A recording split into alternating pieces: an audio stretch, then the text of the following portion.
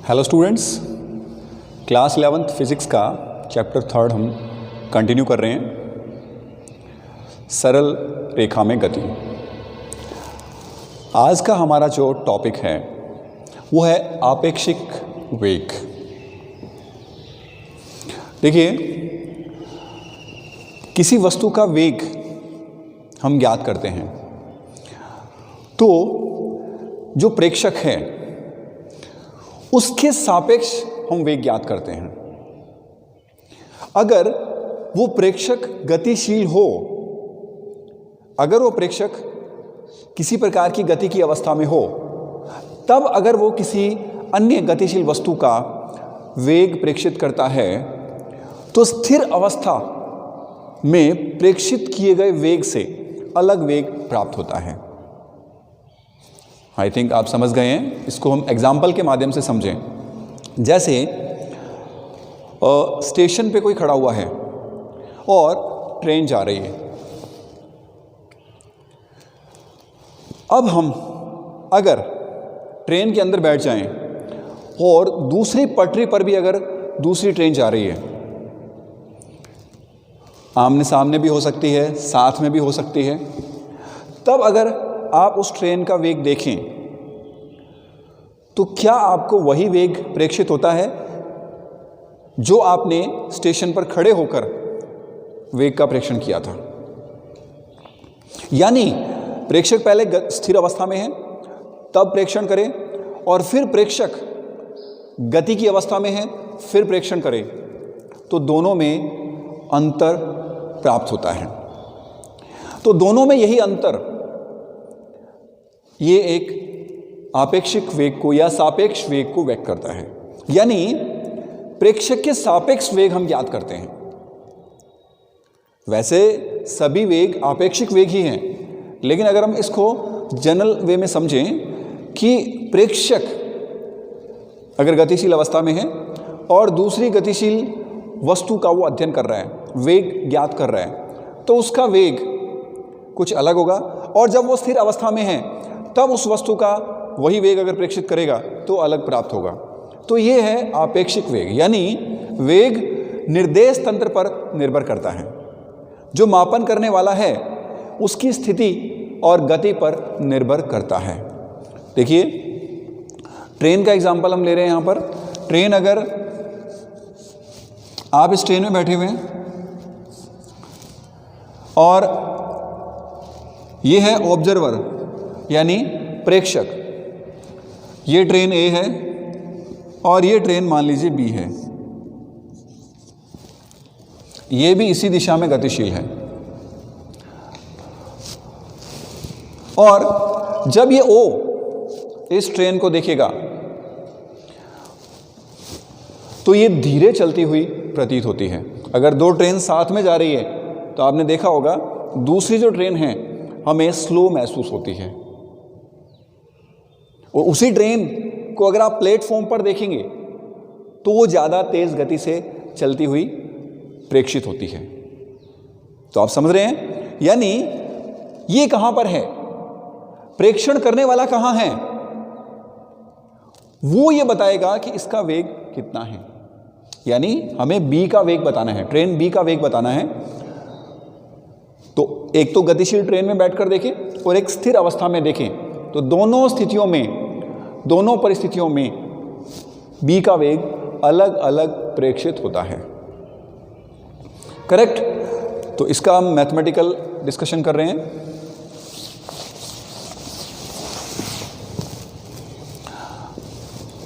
देखिए, मान लीजिए एक ट्रेन ये है और एक ट्रेन ये है। इस पॉइंट पे, और ये एक्स अक्ष के अनुदिश गतिशील है, यानी दोनों एक ही दिशा में हम ले रहे हैं। ये कौन सा अक्ष है? एक्स दिशा। दोनों समांतर है तो दिशा एक ही है, ये भी एक्स दिशा, ये भी एक्स दिशा। यानी गति किस प्रकार की है? एक विमीय गति है, एक विमीय। तो एक विमीय गति में इसका केवल एक निर्देशांक परिवर्तित होता है। हम इस प्रकार का एग्जाम्पल ले रहे हैं ताकि इसको सरलता से समझ सकें। दो ट्रेन है, दोनों किस प्रकार की गति कर रही है? एक विमीय गति कर रही है। दो वस्तुएं भी हो सकती हैं, लेकिन ये हम ट्रेन के एग्जाम्पल से इसे समझ रहे हैं। क्लियर है? अब देखिए, जब इस ट्रैक पे या इस ट्रैक पे वस्तु आगे बढ़ेगी तो प्रारंभिक अवस्था जो हम ले रहे हैं वो हम ये माने कि t बराबर 0 पर जब इन्होंने गति करना प्रारंभ किया, यानी इस ट्रैक पर अभी गति कर रही है, लेकिन हम ये मान लें t बराबर 0 पर दोनों स्थिर अवस्था में थी, और ये जो ट्रेन है A,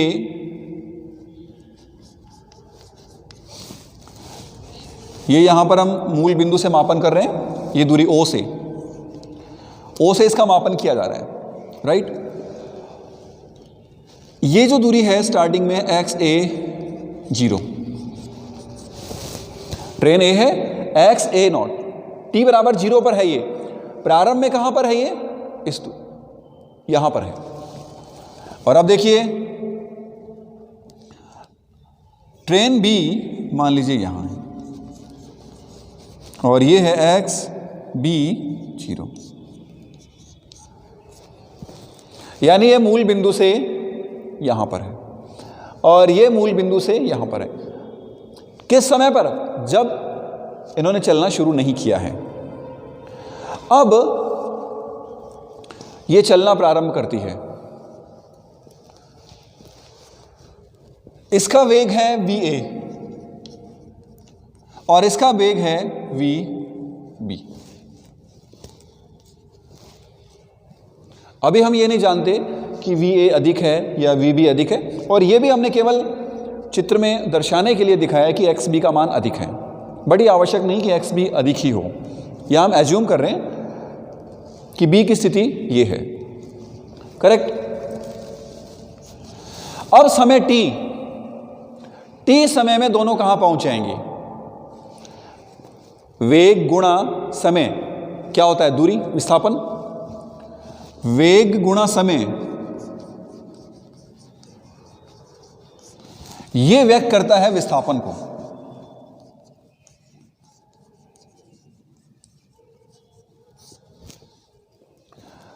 अब t समय में इसकी जो स्थिति होगी वो यहां होगी t पर, और ये भी यहां पहुंच चुकी होगी कहीं।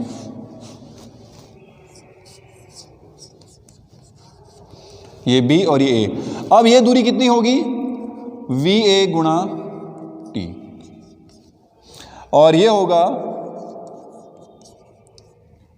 VB गुणा T, क्योंकि T समय गुजर चुका है यहां से चलने में।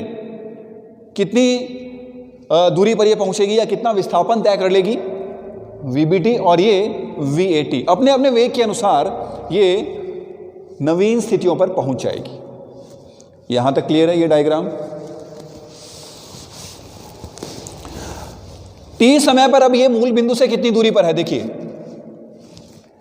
T समय पर O से ये कितनी दूरी पर है? X0A plus VAT।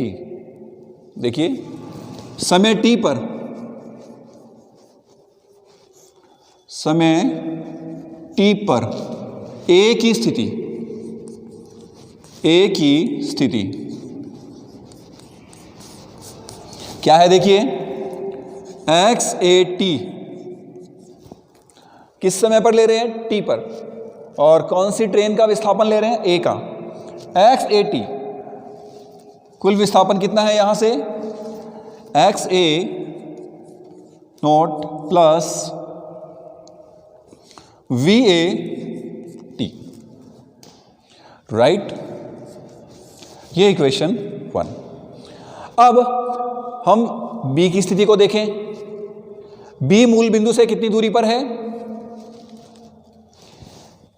XB0 plus VBT। समय T पर ये यहां पहुंच चुकी है। B की स्थिति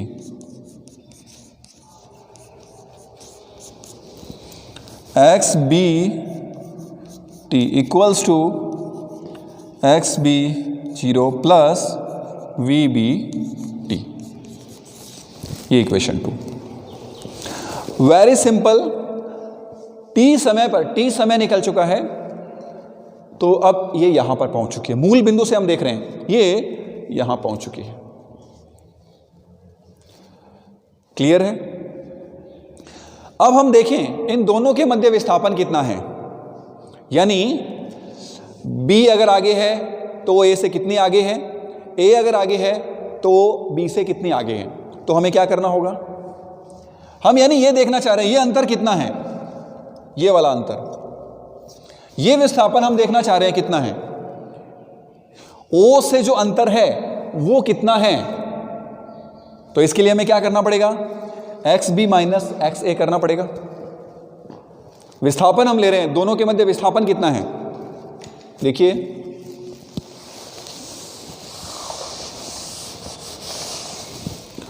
विस्थापन ए व बी के मध्य विस्थापन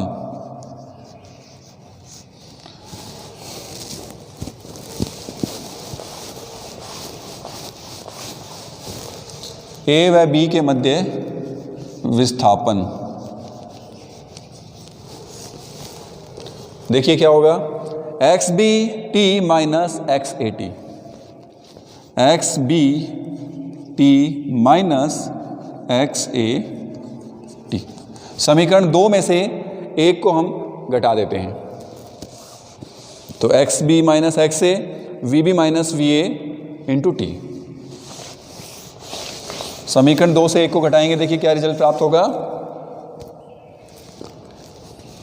x B zero minus x a zero plus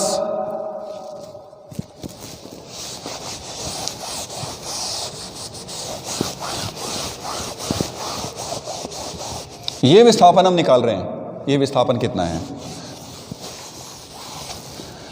plus V B minus V A गुणा टी। समीकरण 2 में से 1 को घटाया और हमारे पास जो समीकरण प्राप्त हुई वो ये प्राप्त हुई है,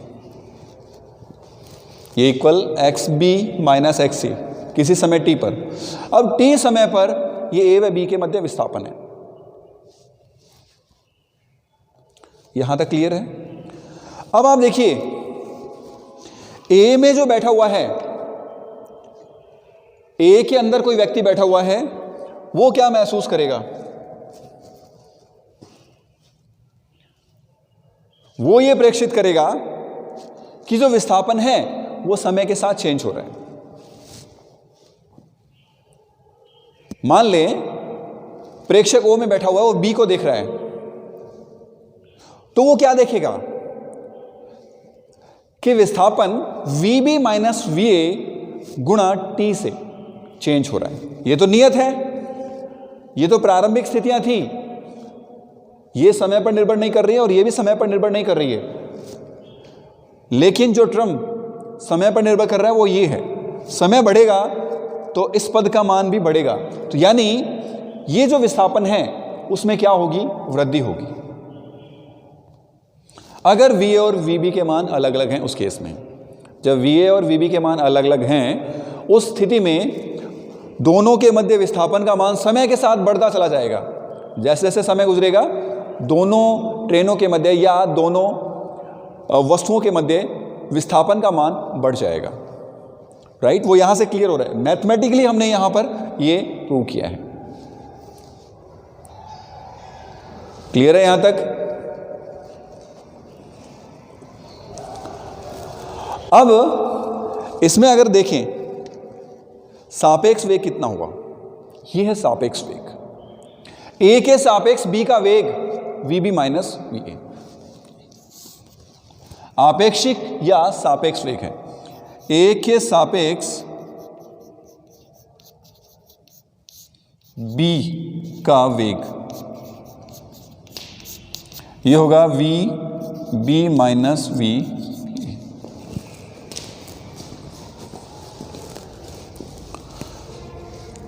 ए के रेस्पेक्ट में जब बी को देखा जा रहा है तो वो किस वेग से दूर जाती हुई नजर आ रही है? V B minus V A से। क्लियर है?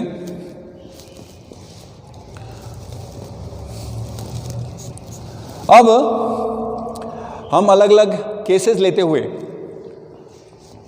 अध्ययन कर रहे हैं कि जब वी ए और वी बी के मान बराबर हों और वी ए का मान अधिक हो और वी ए और वी बी के मान ऋणात्मक हों, तो उस केस में ये जो विस्थापन है वो किस प्रकार से चेंज होगा, इसका अभी हम अध्ययन कर रहे हैं। देखिए,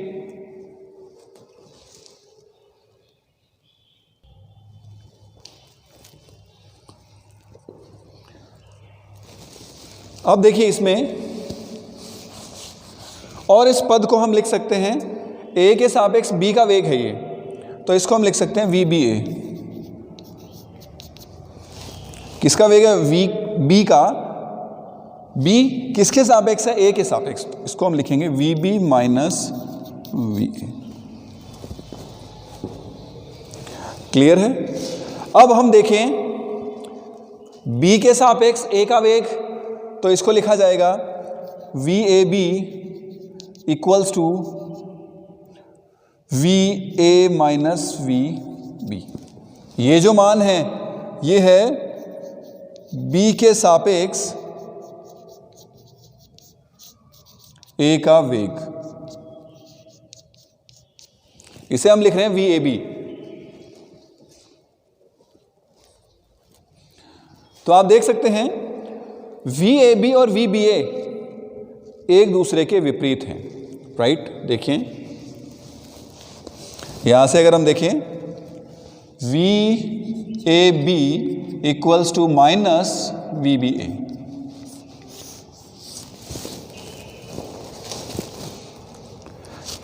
देख इसमें v पहले है और इसमें b बाद में है, इसमें v a बाद में है और इसमें पहले है। अगर माइनस से गुणा कर देंगे तो यही पद प्राप्त होगा। इन दोनों समीकरणों से अगर हम देखें तो v A B equals to minus we B ए।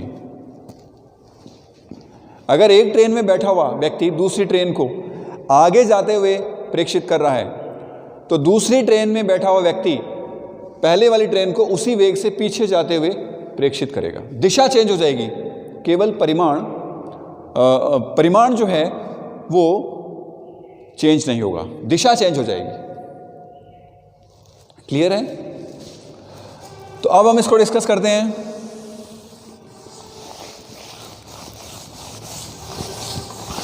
तो यहां पर आपने देखा जिसके सापेक्ष हम ज्ञात कर रहे हैं उसको हम माइनस कर रहे हैं। जैसे b का वेग a के सापेक्ष हमने लिखा V B A equals to V B minus V A के सापेक्ष b का वेग, तो a के सापेक्ष a को बाद में लिखा जाता है, वी ए को बाद में लिखा जाएगा। ये समझने के लिए बहुत ही अच्छा पॉइंट है।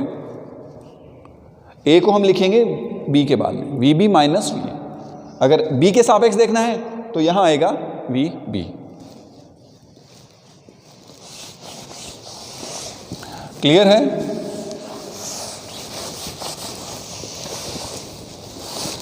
अब ये जो विस्थापन है इसका हम ग्राफ के माध्यम से अध्ययन करें। X B minus x A plus V B minus V A गुणा टी। इसको मैं यहां से हटा देता हूं। आपको बताया कि ये जो पद है समय के साथ नियत रहता है, ये पद समय के साथ चेंज हो रहा है। तो ये पूरा पद समय के साथ यानी परिवर्तित हो रहा है। विस्थापन का मान समय के साथ चेंज हो रहा है। अब हम इसमें डिफरेंट केसेस लेते हैं। पहला केस हम ले रहे हैं जब ये दोनों बराबर हों, वी ए और वी बी के मान बराबर हों। पहला case V A equals to V B, दोनों ट्रेनें एक ही दिशा में चल रही है तो और दोनों के वेग भी समान हैं, तो विस्थापन का मान क्या होगा? देखिए यहां पर देखें वी ए बराबर वी बी, ये पद शून्य, तो इसका मान क्या प्राप्त होगा? देखिए यदि वी ए बराबर वी बी हो तो इस समीकरण से, देखिए समीकरण 3 से x B T minus x A t equals to x b 0 minus x a 0। अब ये विस्थापन क्या समय पर निर्भर कर रहा है? नो। दोनों के मध्य जो विस्थापन का मान है वो अपरिवर्तित रहता है। अगर दोनों के वेग समान हैं, एक ही दिशा में जा रही हैं और उनके परिमाण भी अगर समान हैं, तो इस स्थिति में विस्थापन समय के साथ परिवर्तित नहीं होता है। इसको अगर हम ग्राफ से समझें, देखिए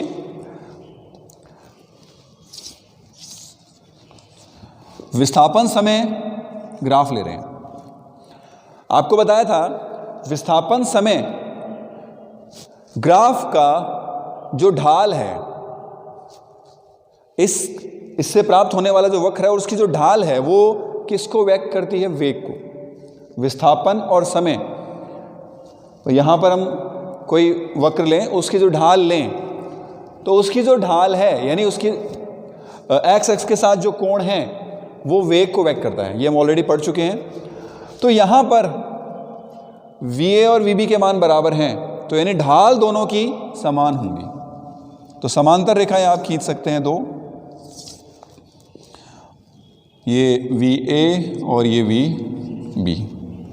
इस प्रकार से ये कोण और ये कोण समान है, ये दोनों समांतर हैं क्योंकि VA और VB दोनों के मान समान हैं। तो कोण समान है और ये कोण समान है, तो इसका अर्थ क्या हुआ? वेग समान है, क्योंकि वेग होता है dx/dt और यही tan थीटा को व्यक्त करता है। तो tan थीटा समान है दोनों का, ये भी थीटा है, ये भी थीटा है, तो tan थीटा भी इक्वल होगा, इसलिए VA का मान VB के तुल्य होगा, राइट। और ग्राफ में अगर देखें तो इनके मध्य देखिए विस्थापन बराबर बना हुआ है, ये x है, समांतर है, तो ये विस्थापन नियत बना हुआ है, इसके तुल्य है ये। तो क्लियर है, विस्थापन अपरिवर्तित रहता है और वो किसके तुल्य है? जितना प्रारंभ में था। प्रारंभ में दोनों ट्रेनें अलग अलग जहां खड़ी थी, तो दोनों के मध्य विस्थापन का मान समान रहेगा, समय के साथ परिवर्तित नहीं होगा। कब तक? जब तक VA बराबर VB रहेगा।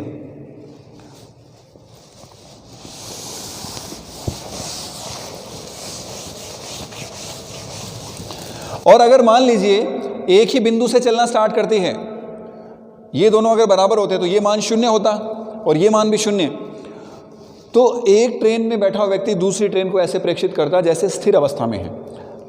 अगर आप एक ट्रेन में बैठे हैं और दूसरी ट्रेन पास वाली भी उसी वेग से जा रही है, तो आपको ऐसे लगेगा भी नहीं कि ये ट्रेन भी चल रही है क्या, क्योंकि ये मान भी 0 है, इनिशियल विस्थापन भी 0 है, प्रारंभिक विस्थापन भी अगर 0 है, तो उस केस में दोनों स्थिर अवस्था में प्रेक्षित होती है। ए के अंदर बैठा हुआ व्यक्ति बी को स्थिर अवस्था में प्रेक्षित करता है और बी के अंदर बैठा हुआ व्यक्ति ए को स्थिर अवस्था में प्रेक्षित करता है, राइट।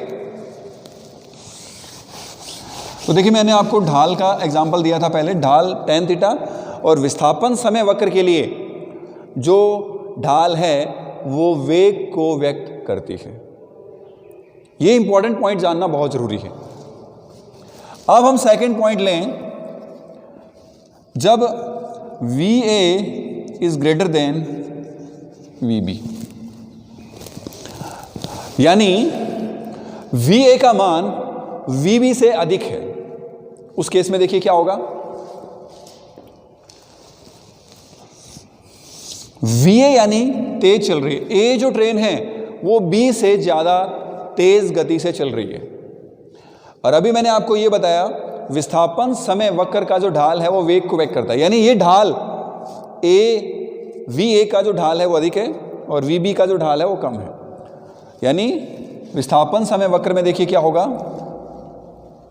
ये हम ले लेते हैं VA, ये VA को व्यक्त कर रहे हैं, ये A को व्यक्त कर रहे हैं, ये ट्रेन A है और ये T। वेग एक्चुअली कौन व्यक्त करेगा? इसका जो ढाल है। अब VA का मान अधिक है, यानी ये ढाल अधिक है, और VB का मान कम है, तो आप देख सकते हैं VB का मान अगर कम है तो हम इसको इस तरह मिला दें, θ1 और ये एंगल θ2 है, ये θ1 है। θ1 इज ग्रेटर देन θ2, θ1 का मान ज़्यादा है तो ये ढाल अधिक है और ये ढाल कम है, यानी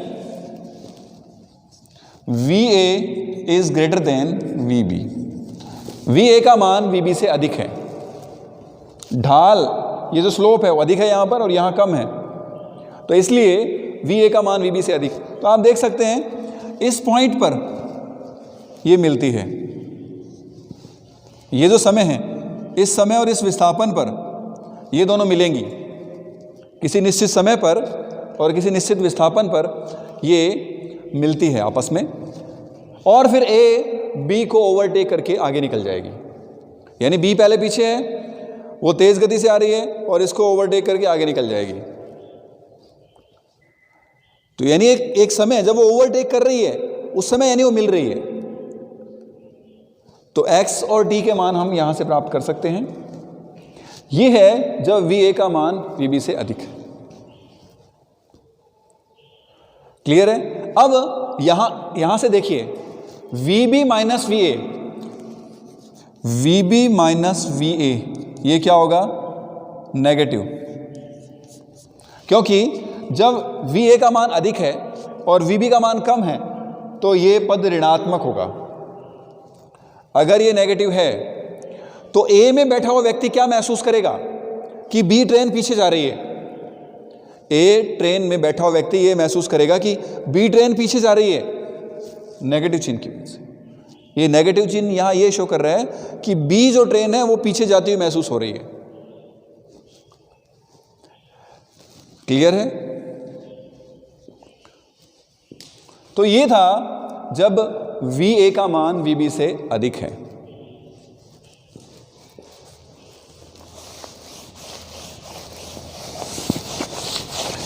ये तो थे एग्जाम्पल्स जब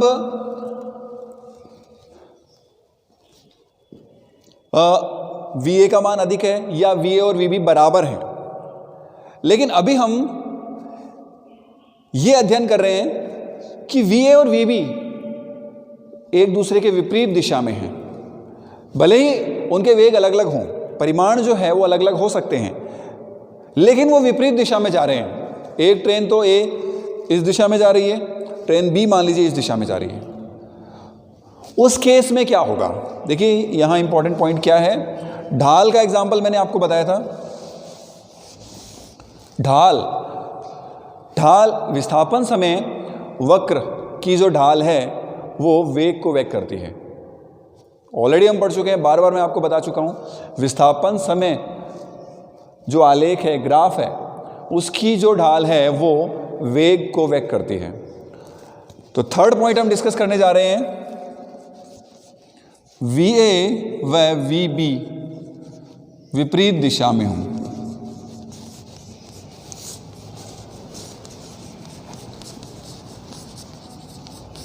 अब ये ग्राफिकली कब संभव है? VA का मान और VB का मान एक दूसरे के विपरीत है। तो देखिए यहां क्या होगा, एक ही ढाल तो है ये और इसकी ढाल है अधिक। जब ढाल थीटा का मान 90 डिग्री से अधिक हो जाता है, थीटा का मान जब 90 डिग्री से अधिक होता है तो tan थीटा जो है वो ऋणात्मक होता है।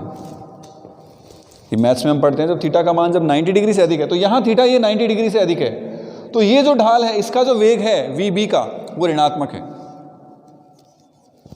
B का जो वेग है वो ऋणात्मक है और A का मान धनात्मक है।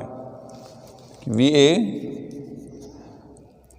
तो पॉजिटिव ले रहे हैं हम यहाँ पर और VB यहाँ पर हम ले रहे हैं नेगेटिव। करेक्ट?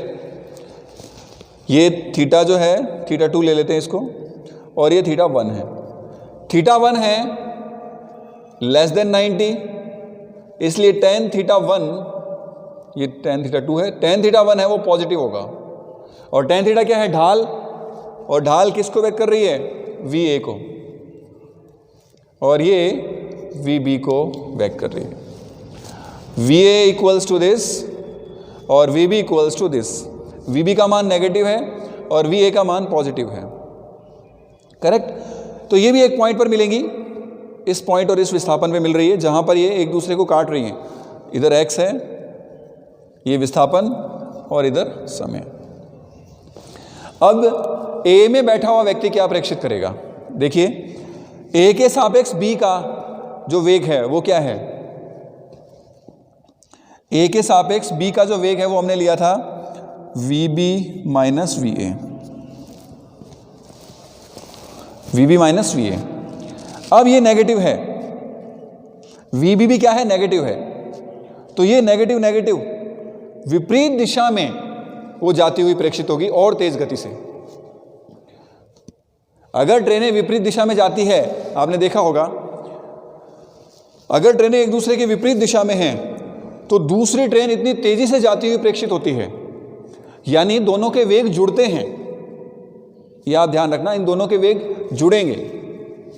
तो यहां पर VB भी नेगेटिव है और इससे पहले नेगेटिव लगा, ये तो पॉजिटिव है ही, VA तो है पॉजिटिव और ये है नेगेटिव।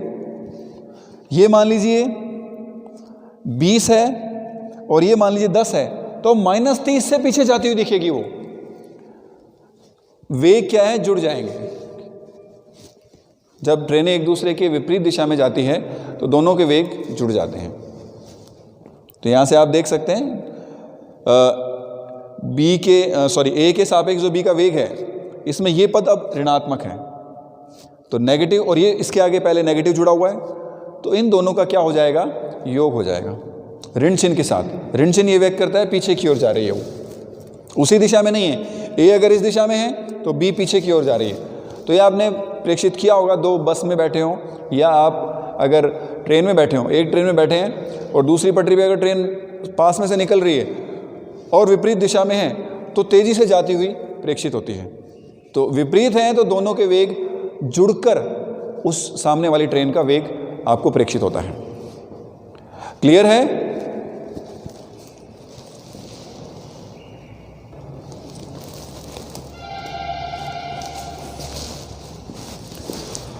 क्लियर है यहां तक? तो ये है आपेक्षिक वेग। इससे संबंधित हम न्यूमेरिकल्स करेंगे नेक्स्ट वीडियो में। इस वीडियो के लिए इतना ही। तो इस वीडियो में हमने क्या समझा है? आपेक्षिक वेग। और आपेक्षिक वेग वाला टॉपिक आप डे टू डे लाइफ में बहुत बार महसूस कर सकते हैं। तो हमने ये इसके डिफरेंट केसेस लेते हुए बुक के अकॉर्डिंग इसको कवर किया है। आप भी इस वीडियो को ध्यान से देखें और बुक के साथ साथ चलें। बुक में जो मटेरियल दिया हुआ है, कंटेंट दिया हुआ है, उसको वीडियो के साथ साथ आप रीड करें। नेक्स्ट वीडियो में हम इस चैप्टर 3 के जो भी एग्जाम्पल्स हैं उनको कवर करेंगे। जो थ्योरेटिकल पार्ट है वो यहाँ पर कंप्लीट हो चुका है। तो हम नेक्स्ट वीडियो में न्यूमेरिकल्स के साथ में इन टॉपिक्स को समझेंगे। Okay, thank you.